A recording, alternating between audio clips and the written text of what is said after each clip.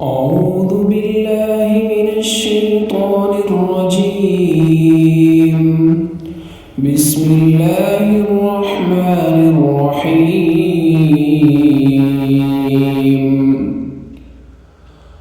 ألهاكم التكاثر حتى زرتم المقابر كلا سوف تعلمون ثم كلا سوف تعلمون كلا لو تعلمون علم اليقين لترون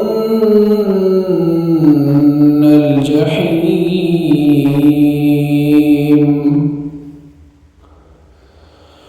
ثم لترونها عين اليقين